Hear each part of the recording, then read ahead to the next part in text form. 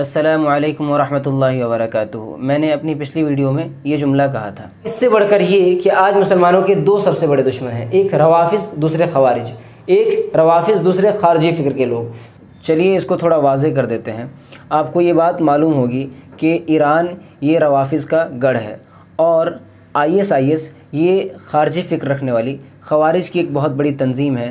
आइए इसकी शुरुआत एक जुमले से करते हैं जिसे रवाफिज़ के बड़े इमाम खुमैनी ने और उनके बाद ईरान के दूसरे बड़े बड़े लीडर्स ने और ऐसे ही ISIS के गुज़िश्ता लीडर अबू बकर बगदादी और उनके बाद उनके दूसरे हमनवाओं ने कई बार अलग अलग मौके से अलग अलग अंदाज़ में ये जुमला कहा है। और ये बात इन जमातों की तरफ से बहुत मशहूर है, लेकिन हमारे हिंदुस्तान, पाकिस्तान और बांग्लादेश वगैरह के बेचारे तहरीकी मिस्कीन मुसलमान भाई इसे नहीं जानते हैं। वो जुमला है तरीक़ुल क़ुद्स यमुर्रु मिनल हरमैन, या फिर अत-तरीक़ु इलल क़ुद्स यमुर्रु अब्रल यमन, या और दूसरे अलग अलग अंदाज़ में इस बात को कहा गया है। इसका मतलब होता है कि यरूशलेम यानी फ़िलिस्तीन की आज़ादी का रास्ता हरमैन से मक्का, मदीना, यमन और अरब के दूसरे इलाकों से होकर गुज़रता है। यानी पहले मक्का, मदीना, सऊदी अरेबिया, यमन और दूसरे अरब इलाकों के अहले सुन्नत को कत्ल करेंगे। पहले इन इलाकों को तबाह करेंगे, वहाँ के सुन्नियों से हुकूमत छीनेंगे। उसके बाद में यहूद से फ़िलिस्तीन में जिहाद की बारी आएगी। इस कदर ख़तरनाक मकसद है इनका। रवाफिज़ और ISIS इस मकसद में तो एक हैं कि पहले अरब के अहले सुन्नत को कत्ल करना है, वहाँ के सुन्नियों से हुकूमत छीननी है, लेकिन इसके बावजूद इनका नज़रिया अलग अलग है, क्योंकि ख़वारिज ये रवाफिज़ के मुकाबले में अहले सुन्नत का ही एक फ़िरका शुमार किया जाता है। अब यहाँ सवाल ये आता है कि ISIS जैसी तंजीम क्यों मुसलमानों को कत्ल करना चाहते हैं या क्यों मुस्लिम इलाकों को तबाह करना चाहते हैं। तो इसकी वजह यह है कि ISIS जैसी तंजीमें तमाम मुस्लिम हुक्काम की तकफ़ीर करते हैं। जितने भी मुस्लिम लीडर्स हैं उन सबको काफिर मानते हैं, क्योंकि इनके मुताबिक वो सब शरीयत के हिसाब से फ़ैसले नहीं कर रहे हैं या वो सब कबीरा गुनाह का इर्तिकाब करते हैं, इसीलिए वो सब काफिर हैं। बल्कि इससे बढ़कर वो सब मुर्तद है। और इनके यहाँ एक उसूल है कि काफिर असली से बाद में जिहाद होगा, पहले मुर्तद से जिहाद होगा। तो यहूद चूँकि काफिर असली हैं इसलिए उनसे बाद में जिहाद होगा, और ये अपने घर के जो मुसलमान काफिर हो गए हैं, मुर्तद हो गए हैं, पहले इनसे जिहाद होगा। सारे मुस्लिम हुक्मरान काफिर हैं इसलिए पहले इनसे जिहाद होगा। इनका खून, इनके माल, इनकी औरतों की इज़्ज़तें सब इनके लिए हलाल हैं, क्योंकि ये सब मुर्तद हैं, और यहूद को बाद में देखा जाएगा। और हमारे हिंदुस्तान, नेपाल वगैरह के जो तहरीकी मुसलमान भाई हैं उनको तो ISIS वाले मुसलमान भी नहीं मानते हैं, क्योंकि ये सब गैर इस्लामी हुकूमत में रह रहे हैं और इन पर काफिर वाला हुक्म ही लगेगा। क्योंकि ISIS वालों ने तो उमूमी तौर से हिजरत का ऐलान कर दिया है कि जो भी पक्का सच्चा मोमिन मुसलमान है दुनिया में वो हिजरत करके ISIS ज्वाइन कर ले, और जो हिजरत करके ISIS ज्वाइन नहीं करता है उन सब पर काफिर वाला हुक्म ही लगेगा। उसके कलमे का कोई एतबार नहीं है। इसलिए हिजरत करके ISIS ज्वाइन कर ले और ISIS के जो लीडर हैं, जो अपने आप को खलीफतुल मुस्लिमीन और अमीरुल मोमिनीन कहते हैं, उनके हाथ पर बैत कर लें। दूसरा सवाल ये आता है कि रवाफिज़ क्यों अहले सुन्नत को कत्ल करना चाहते हैं, क्यों सुन्नी हुकूमतों को तबाह करना चाहते हैं। तो इसकी वजह बड़ी सिंपल और साफ़ है कि रवाफिज़ हमेशा से अहले सुन्नत के दुश्मन रहे हैं, और इनके यहाँ तमाम अहले सुन्नत नासबी हैं, और नासबी इनके नज़दीक कुफ़ार से बदतर है। बाज़ रवाफिज़ इस चीज़ को बोलते भी हैं कि नासबी कुफ़ार से बदतर हैं, और बाज़ रवाफिज़ बोलते नहीं हैं, ज़ाहिर नहीं करते हैं, लेकिन एतक़ादन और अमलन वो अहले सुन्नत को कुफ़ार से बदतर मानते हैं और उनके साथ कुफ़ार से बदतर सलूक करते हैं। अब यहाँ मैं हिंदुस्तान, पाकिस्तान वगैरह के गली मोहल्ले में रहने वाले शियों की बात नहीं कर रहा हूँ। ये लोग बेचारे ख़ानदानी तौर से अली हुसैन करने वाले होते हैं, नादान होते हैं, इन्हें ये चीज़ें नहीं पता होती हैं या इतने ख़तरनाक नज़रियात ये लोग नहीं रखते हैं। लेकिन इतना ज़रूर है कि ये लोग ईरान को सपोर्ट करते हैं दो वजहों से। एक तो इसलिए कि न्यूज़ चैनल और ख़बरों के ज़रिए से इन्हें यही पता होता है कि ईरान वाले शिया हैं और शिया को सपोर्ट करना चाहिए। दूसरी वजह यह है कि फ़िलिस्तीन के मसले में रवाफिज़ ने और इख़वान ने आम तौर से उछल कूद करके पूरी दुनिया के मुसलमान के जज्बात को अपनी तरफ कर लिया है। इसीलिए इन लोगों को लगता है कि ईरान वाले फ़िलिस्तीन के खैरख़्वाह हैं, और हकीकत में वही लोग फ़िलिस्तीन की मदद कर रहे हैं, बाकी सारी दुनिया खामोश है। फ़िलिस्तीन का मसला बहुत तफसील तलब है। बस इतना जान लीजिए कि उम्मत के बड़े बड़े उलमाए किराम ने और दानिश्वरों ने ये बता दिया है कि इस वक्त यहूद से लड़ाई करना या बॉयकॉट सॉल्यूशन नहीं है, बल्कि सिर्फ़ और सिर्फ मुआहिदा ही मुसलमानों के खून को बचा सकता है। यहूद से लड़ाई करने का मतलब है और ज़्यादा मुसलमानों का खून बहाना और ज़्यादा नुकसान। لیکن اس کے باوجود رافضہ اور اخوان جو کہ خوارج کی ایک شکل ہے، بلکہ شیخ فوزان نے تو انہیں خوارج سے بھی بدتر بتایا ہے۔ أصل منشأ هذه الطائفة خوارج، لكن زاد شرهم، تجاوزوا ما يفعله الخوارج. الخوارج ما كانوا ينسفون البيوت ويفجرون المساكن والمتاجر، ما كانوا يعملون هذه الأعمال وهذه الغيلة. تو رافضہ اور اخوان یہ دونوں اس کشمکش کو مسلسل جاری رکھنا چاہتے ہیں، پوری دنیا کے مسلمانوں کے جذبات کو اپنی اور سمیٹنے کے لیے، اور دوسرا چندہ اور دھندہ کے لیے۔ روافض اور اخوان ایسا کیوں کر رہے ہیں، اس کی دو وجہ ہو سکتی ہے۔ یا تو یہ منافق ہیں، جان بوجھ کر ایسا کر رہے ہیں، یا دوسری وجہ یہ ہو سکتی ہے کہ یہ مسلمانوں کے نادان دوست ہیں، اور دونوں ہی صورتوں میں یہ مسلمانوں کے لیے خطرناک ہے۔ ایسا لگتا ہے کہ دونوں ہی طرح کے لوگ ان کے ساتھ جڑے ہوئے ہیں۔ کچھ بڑے اپنے فکر، نظریے اور لالچ میں آ کر منافقت دکھاتے ہیں، جبکہ کچھ دوسرے بھولے بھالے لوگ بیچارے مسلمانوں کے نادان دوست ہیں، جو جذبات میں آ کر یا مجبوری میں ان جماعتوں کے ساتھ جڑ جاتے ہیں۔ اس ٹاپک پر اگر آپ اردو میں اور جاننا چاہتے ہیں تو میں آپ کو دو عالموں کو سننا ریکمنڈ کروں گا، ایک مولانا ابو رضوان محمدی صاحب اور دوسرے مولانا اجمل منظور مدنی صاحب۔ ان دونوں عالموں نے اس ٹاپک پر بہت تفصیل سے بات کی ہے۔ اگر آپ اس مسئلے میں اور جاننا چاہتے ہیں تو ان کے بتائے ہوئے پوائنٹس کو دھیان سے سمجھنے کی کوشش کیجیے گا۔ اس نعرے کی شروعات دراصل خمینی نے کی تھی، طریقۃ القدس یمر من کربلا، کہ فلسطین کی آزادی کا راستہ کربلا سے ہو کر گزرتا ہے۔ اب ان کا نعرہ یہ ہو گیا ہے کہ کربلا چونکہ آج کے دن آزاد ہو چکا ہے، آج کے دن اس پر ہمارا قبضہ اور کنٹرول ہے ایک طرح سے، اسی لیے اب عرب کے دوسرے ممالک کی طرف ان کی نظر ہے کہ اب پہلے ان ممالک کو تباہ کریں گے، ان پہ قبضہ جمائیں گے، اس کے بعد میں جو ہے یہود سے فلسطین میں لڑائی ہوگی۔ یہ العربیہ کی رپورٹ دیکھیے، جس میں ایران کا ایک آفیشیل علی رضا کہتا ہے کہ امام خمینی کہا کرتے تھے کہ فلسطین کی آزادی کا راستہ کربلا سے ہو کر گزرتا ہے، آج کے دن کربلا آزاد ہو چکا ہے اور اس پر ہمارا قبضہ ہے، اس لیے اب فلسطین کی آزادی کا راستہ عرب کے دوسرے علاقوں سے ہو کر گزرتا ہے۔ اب سعودی عربیہ کو تباہ کرنا ہے، وہاں کے سنیوں سے حکومت چھیننی ہے، اس کے بعد میں فلسطین میں یہود کو دیکھا جائے گا۔ اس کے بعد علی رضا نے یمن کے اندر رافضہ کی جو ایک تنظیم حوثی بیٹھی ہے، انہیں اس بات پر ابھارا کہ سعودیوں کو تباہ کرنا ہے، سعودیوں کو تباہ کرنے کے لیے وہ تیار رہیں۔ یہ حوثی رافضہ کی وہی تنظیم ہے جو سنی بچوں اور عورتوں تک کو قتل کر ڈالتے ہیں۔ اس طرح کی بہت ساری رپورٹس اور خبریں آتی رہتی ہیں جس میں کہ یہ لوگ سویلینز پر اٹیک کر دیتے ہیں، معصوم بچوں اور عورتوں تک کو قتل کر ڈالتے ہیں۔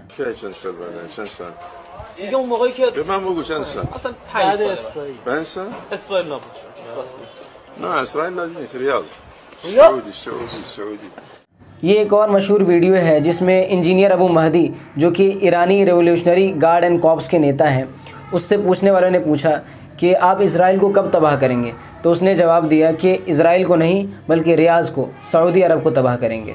اس طرح کے بے شمار بیانات، نیوز اور ویڈیوز ہیں جو رافضہ کے خطرناک عزائم کو بالکل واضح کر دیتے ہیں۔ ذرا سوچئے، اگر یہ لوگ حرمین یا سعودی عرب پر قابض ہو گئے تو کیا کریں گے؟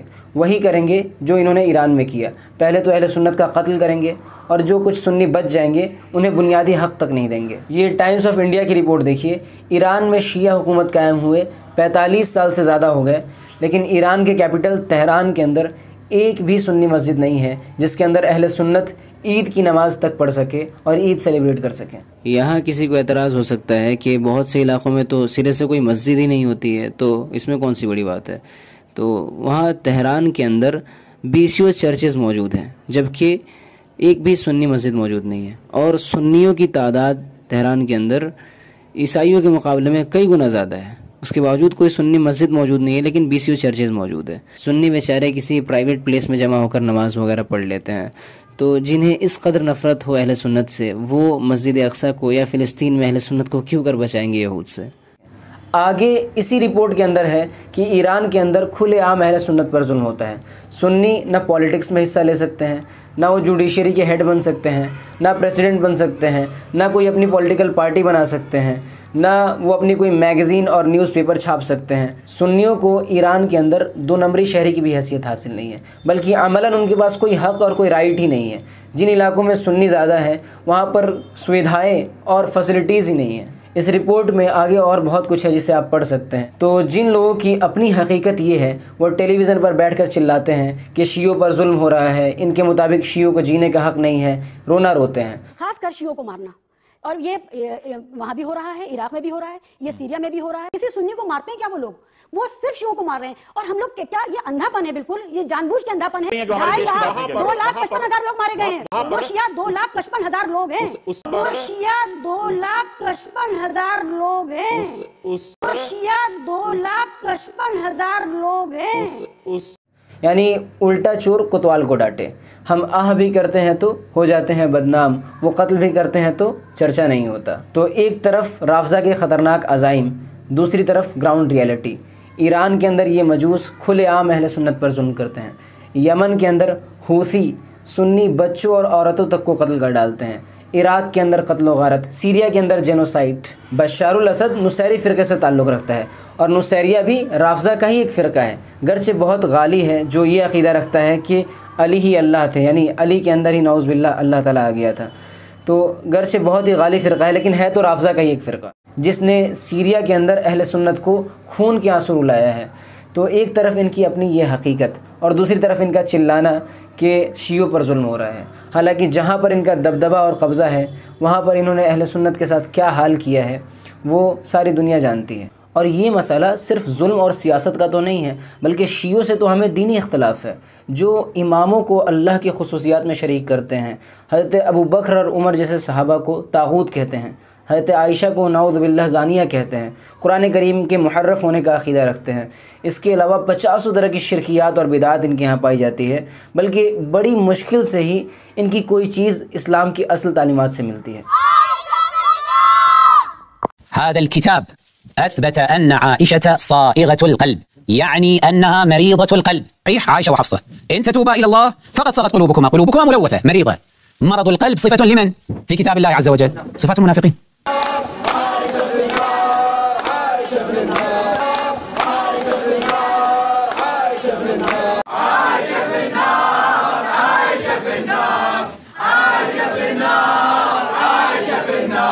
لو تتبعوا خطاباتنا في هذه المناسبة السعيدة لوجدونا في كل سنة نقدم دليلا جديدا من الكتاب والسنة والتاريخ على أن هذه المرأة في النار. تفعلون ب1200 رواية في تحريف القرآن. واضح. الشيخ الكليني يقول بتحريف القرآن. يعني الإمام علي بن الحسين يكفر أبا بكر وعمر، يقول عنهما كافران لا مجتهدان. ما تبرأ من أبي بكر فأنت لست شيعيا بل لست مسلما حقا. أنا أعتقد بأن علي عنده القدرة على الإحياء والإماتة والرزق، عنده قدرة على كل. حتى محمد لما عرج إلى السماء كلمه الله بصوت علي. تعجب کی بات ہے کہ کوئی مسلمان، کوئی اہل سنت ایسے لوگوں کی حمایت کیسے کر سکتا ہے جن کے ہاں شرکیات پائی جاتی ہے، بدعات کی بھرمار پائی جاتی ہے. اس کا صرف ایک مطلب بنتا ہے کہ ہم نے اب تک شرک کی خطرناکی کو ٹھیک سے سمجھا نہیں ہے. ایک شخص جو لاکھوں لوگوں کو قتل کر دے اور دوسرا شخص جو اللہ سبحانہ تعالیٰ کے ساتھ شرک کرے. اس شرک کرنے والے کا گناہ، اس شرک کرنے والے کا جرم اس قتل کرنے والے شخص کے گناہ سے کئی گنا زیادہ بڑا ہے. اور ذرا ان لوگوں کے بارے میں سوچئے جو نہ صرف شرک کرتے ہیں بلکہ شرک کی طرف بلاتے ہیں، دن و رات ان کا شرکیات میں گزرتا ہے. ایسے لوگوں کی حمایت کرنا صرف چند سیاسی مفاد کے لیے تعجب کی بات ہے، لیکن یہ کام کیا ہے مولانا مودودی اور ڈاکٹر اسرار احمد جیسے لوگوں نے. پورے عالم اسلام میں صرف شیعہ ایران ایسا نکلا ہے کہ جس نے بادشاہت کا خاتمہ کیا. ان لوگوں نے اپنے سیاسی مفاد کے لیے، اپنے سیاسی تنظیم کو چمکانے کے لیے رافضہ کی حمایت کی ہے. یعنی عقیدہ ان کے نزدیک اہم نہیں ہے بلکہ سیاسی مصلحت، سیاسی مفاد جو ان کے نزدیک زیادہ اہم ہے. اور آج بھی جماعت اسلامی سے جڑے ہوئے لوگ ان لوگوں کی حمایت کر کے یہ ثابت کر رہے ہیں کہ ان کے نزدیک عقیدے کی کوئی اہمیت نہیں ہے. بہرحال یہاں پر کرنے کا کام یہ ہے کہ وہ مساجد جن کے اندر جماعت اسلامی والوں نے اپنی پکڑ بنا رکھی ہے، ان مساجد کے لوگوں کو، نوجوانوں کو چاہیے کہ پہلے جماعت اسلامی والوں سے رابطہ ختم کرے. مسجد کے اندر جو بھی پروگرام کرنا ہے، جو بھی دینی خدمت انجام دینی ہے، مسجد کے لوگ خود سے معاشرے کے اندر اس دینی خدمت کو انجام دیں، خود سے وہ کمپین چلائے، چاہیں خود سے وہ پروگرام انجام دیں. اسے خواہ جماعت اسلامی سے جوڑنے کی ضرورت نہیں ہے، نہ انہیں چندہ پہنچانے کی ضرورت ہے. یہ جماعت کبھی بھی مسلمانوں کے لیے مفید ثابت نہیں ہوگی کیونکہ اس کی بنیاد ہی غلط پڑی ہوئی ہے. شرک کے دعات، شرک کی طرف بلانے والے بدعتیوں کے ساتھ مل کر کے کبھی کوئی اسلامی حکومت قائم نہیں ہو سکتی ہے. آپ کون سی اسلامی حکومت قائم کریں گے جہاں پر شرک اور بدعات ویسے ہی ہوتی رہے؟ اور تعجب کی بات یہ ہے کہ اس جماعت سے سب سے زیادہ جڑے ہوئے لوگ دیوبندی فرقے سے تعلق رکھتے ہیں. حالانکہ علماء دیوبند نے بھی مولانا مودودی کے گمراہ نظریات کو بیان کر دیا ہے، اس کے باوجود سب سے زیادہ دیوبندی فرقے کے لوگ جماعت اسلامی سے جڑے ہوئے ہیں. اور مولانا مودودی کی تفسیر تفہیم القرآن کے بارے میں خود دیوبندیوں کے بڑے مفتی تقی عثمانی صاحب نے یہ بات کہی ہے کہ تفہیم القرآن کے اندر کئی سارے مسلمات کا اور اہل سنت والجماعت کے جو بنیادی عقائد ہیں ان کا انکار ہے۔ اس کے باوجود دیوبندیہ کی ایک بڑی تعداد اس تفسیر کو پڑھتی ہے اور اس جماعت سے جڑی ہوئی ہے۔ اب وہ دیوبندیہ جو جماعت اسلامی سے جڑے ہوئے ہیں وہ خود فیصلہ کر لے کہ انہیں علماء دیوبند کی بات ماننی ہے یا مولانا مودودی اور جماعت اسلامی کی سائڈ لینی ہے۔ ایسے ہی آئیسس کے بارے میں چرچا ہے کہ یہ لوگ سلفی ہے۔ تو ISIS ایک الٹرا کنزرویٹو سلافی مسلم سیکٹ آئیڈیالوجی والا ٹیررسٹ گروپ ہے۔ I understand that most of the Germans who've become jihadists are Salafis. We use some generic terms like radical Islam, radical Muslim, which is nonsense. We don't have to use jihadism, we have to use Salafism. میں آپ کو clear کر دیتا ہوں کہ ISIS والے سلفی نہیں ہیں، بلکہ یہ لوگ اینٹی سلفی ہے، سلفیوں کے بالکل الٹا ہیں۔ ان کے اندر سلفیت کا سین بھی نہیں پایا جاتا ہے، بلکہ دنیا میں آج اگر کوئی واحد جماعت ایسی ہے جنہوں نے ساری دنیا کے سامنے آئیسس اور اس جیسی تنظیموں کو ننگا کیا ہے تو وہ سلفی ہے۔ بلکہ سلفیوں کے بڑے ائمہ نے تو انہیں خوارج اور شیطانی لشکر ڈکلیئر کیا ہوا ہے۔ اور آپ خود سوچئے کہ اگر واقعی یہ لوگ سلفی ہیں تو یہ لوگ سلفیوں کے سب سے بڑے گڑھ سعودی عرب کو کیوں تباہ کرنا چاہتے ہیں؟ خیر، اس ریالٹی کو آپ کو ڈاکٹر ارکم صاحب اچھے سے سمجھا دیں گے کہ اس وقت داعش کو سلفیت سے جوڑا جا رہا ہے، کہ داعش سلفی تحریک ہے، یہ سلفی لوگ ہیں۔ ہمارے یہاں کے ایک مولانا سلمان ندوی صاحب نے داعش کو سلفیت سے جوڑا ہے۔ اللہ تعالیٰ انہیں ہدایت دے، انہیں سمجھ نصیب کرے۔ ان بیچاروں کے پاس جو علم ہے وہ میڈیا کا علم ہے، میڈیا بھی یہی کہتا ہے، انہوں نے الزام نہیں لگایا، میڈیا بھی یہی کہتا ہے، مغربی میڈیا بھی یہی کہتا ہے، رافضی میڈیا بھی یہی کہتا ہے، نصیری میڈیا بھی یہی کہتا ہے کہ یہ لوگ سلفی ہیں۔ لیکن کیا میڈیا ان پر الزام لگا رہا ہے؟ اگر الزام لگا رہا ہوتا سلفیت کا تو ان کا بیان آنا چاہیے تھا۔ ابو محمد عدنانی خاموش ہے، لیکن یہ خود اس بات کا اعلان کرتے ہیں۔ مصیبت تو یہ ہے کہ یہ خود کہتے ہیں کہ ہم سلفی ہیں۔ اسی لیے میں یہاں ضروری طور پر 2-4 نقطے بیان کر کے اس مسئلے کی وضاحت کروں گا کہ کیا یہ حقیقت میں سلفی ہیں، یا کیا سلفیت داعش جیسی تنظیم کو جنم دے سکتی ہے؟ قطعاً نہیں۔ یہ بیچارے جاہل نوجوان جن کے دلوں کے اندر ایمان کا جذبہ ہے، اسلام کا جذبہ ہے، یہ اسلام کے لیے مرنا مٹنا چاہتے ہیں، یہ لوگ چونکہ سفہاء الاحلام ہیں، بدبخت بدعقل لوگ ہیں، اور حدثاء الاسنان کم عمر ہیں، کم سن ہیں، یہ کم سن کم عمر کم عقل لوگ سلفیت کو سمجھتے ہی نہیں ہیں۔ سلفیت کا دعویٰ کر رہے ہیں لیکن وہ سلفیت میں ذرہ برابر بھی نہیں ہے۔ سلفیت ہے کیا چیز؟ 2 لفظوں میں، ما انا علیہ واصحابی۔ سلفیت یہ ہے کہ ایک انسان اس طریقے پر رہے جو طریقہ اللہ کے نبی صلی اللہ علیہ وسلم کا تھا اور صحابہ اکرام کا تھا، قول اور اعتقاد میں، قول و عمل میں، دونوں طریقے سے، اعتقاد میں بھی، قول میں بھی، عمل میں بھی اللہ کے نبی اور صحابہ اکرام کے طریقے پر رہے، اور صحابہ کی اتباع کرنے والے تابعین اور ائمہ اسلام کے طریقے پر رہے، اور کتاب و سنت کے ذریعے اسلام کو سمجھتا ہو، اور صحابہ اکرام اور سلف صالحین کے ذریعے سے، ان کی فہم کے ذریعے اسلام کو سمجھتا ہو۔ یہ ہے سلفیت۔ اب ان بیوقوفوں کو وہم کیا ہوا ہے؟ وہم یہ ہوا ہے، یہ سمجھتے ہیں کہ سلفیت کس بات کا نام ہے؟ بندہ شرک نہ کرتا ہو، کھلم کھلا قبروں پہ جانا، نظر و نیاز کرنا، طواف کرنا وغیرہ وغیرہ، جو سلفیت کے عام ایشوز ہیں، شرک نہ کرتا ہو اور بدعت میں مبتلا نہ ہو تو وہ سلفی ہے۔ یہی تو عام انسان جانتا ہے سلفیت کو، لیکن ان کم عقلوں کو اتنا نہیں پتا کہ سلفی تحریک، اہل حدیث تحریک، اہل سنت والجماعت کی تحریک شرک کی مخالفت اگر کرتی ہے اور بدعت کی مخالفت کرتی ہے تو صرف یہ عملی چیزیں ہیں۔ بدعت عملی کون سی ہیں؟ بہت ساری چیزیں جو کام کیے جاتے ہیں سب عملی بدعتیں ہیں، میں ان کا ذکر نہیں کروں گا۔ اور شرک جو قبروں پر اولیاء کے ساتھ، غیر اللہ کے ساتھ جو شرک کیا جاتا ہے وہ بھی عملی چیز ہے۔ یہ عملی شرک اور عملی کفر اور عملی بدعت ہے، اور سلفیت کا منہج ہے کہ عمل اور اعتقاد دونوں میں صحابہ کے مطابق ہو۔ ان کو یہ نہیں پتا کہ ایک بندہ شرک نہیں کرتا ہے، قبروں پر نہیں جاتا، غیر اللہ کے سامنے سر نہیں ٹیکتا، لیکن وہ اعتقاد رکھتا ہے شرک کا، اللہ کے ساتھ کسی کو شریک سمجھتا ہے اپنے دل میں، اعتقاد میں، تو وہ سلفی نہیں ہے، مشرک ہے۔ ایک بندہ ظاہری بدعتیں نہیں کرتا لیکن اپنے دل کے اندر اعتقاد رکھتا ہے کچھ بدعتوں کا، اعتقادی بدعت میں مبتلا ہے، وہ سلفی نہیں ہے۔ اب یہ لوگ، یہ خوارج، یہ عام خوارج صفت لوگ یہ سمجھتے ہیں کہ میں بھیا شرک پہ نہیں جاتا، قبروں پہ نہیں جاتا، غیر اللہ کے سامنے نظر و نیاز اور سر نہیں ٹیکتا، لہٰذا میں، اور اسی طریقے سے میں بدعتیں نہیں کرتا ہوں، کوئی بھی 20ویں 40ویں 11ویں 12ویں میں کچھ نہیں کرتا ہوں، تو میں سلفی ہوں۔ جبکہ یہ انسان بچا ہوا ہے تو صرف عملی بدعت سے اور عملی شرک سے، لیکن تکفیر یہ اعتقادی بدعت ہے۔ یہ لوگ اعتقادی بدعت میں مبتلا ہیں، اور جو بندہ اعتقادی بدعت میں مبتلا ہو وہ سلفی کبھی نہیں ہو سکتا۔ لہذا اس بات کے ذریعے میں اس کو ختم کر دیتا ہوں، مسئلے کو مزید وضاحت کی ضرورت نہیں ہے کہ داعش سلفی ہے یا نہیں۔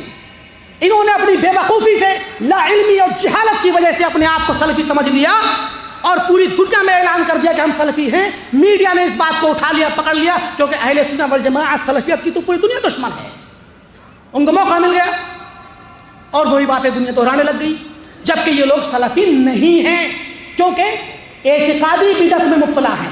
That's all.